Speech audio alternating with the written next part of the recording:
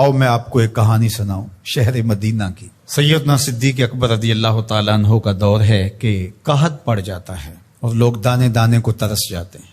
آپ نے اعلان کیا کہ شام تک مسئلہ حل ہو جائے گا۔ کیوں؟ کہ حضرت عثمان غنی رضی اللہ تعالیٰ عنہ کا تجارتی قافلہ واپس آ رہا تھا مدینے میں۔ 1000 اونٹ غلے سے بھرے ہوئے شہر مدینہ میں پہنچے۔ تاجر پہنچے اور انہوں نے قیمت لگائی کہ جو چیز 10 روپے کی آپ خرید کے لائے ہیں ہم 12 روپے میں خریدنے کے لیے تیار ہیں۔ حضرت عثمان غنی نے کہا کہ مجھے زیادہ نفع چاہیے، موقع ہے نفع زیادہ سے زیادہ کمائیں۔ حضرت عثمان غنی بہت کامیاب تاجر تھے، تجارت کے اسلوب کو سمجھتے تھے۔ کہا مجھے زیادہ نفع چاہیے۔ انہوں نے کہا کہ 10 روپے پہ 3 روپے لے لے۔ آپ نے کہا مجھے اس سے بھی زیادہ چاہیے، حتیٰ کہ انہوں نے 10 روپے کے مال پر 15 روپے آفر کر دی۔ آپ نے فرمایا کہ ایک خریدار ایسا ہے جو 10 گنا دے رہا ہے، میں تو اسے بیچوں گا۔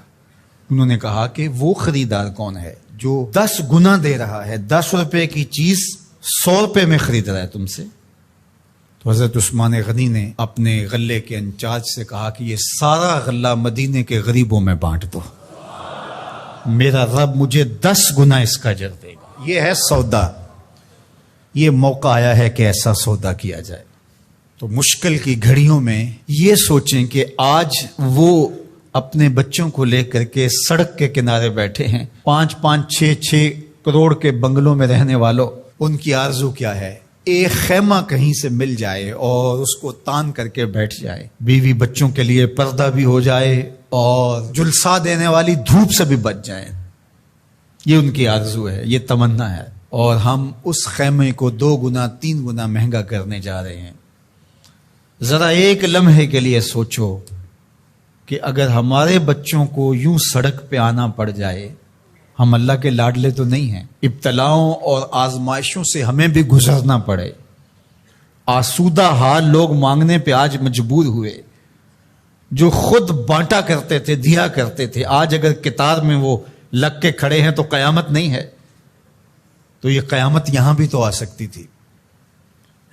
تو آج 2 گنا 4 گنا کرنے والے ذرا ایک لمحے کے لیے سوچیں کہ ان کو اگر یوں کھڑا ہونا پڑ جائے دھوپ میں، جلسہ دینے والی دھوپ میں، اپنے بچوں کو لے کر، اپنی بیوی کو لے کر، اپنی شہزادیوں کو لے کر کے، تو بتاؤ کیا مزاج ہوگا؟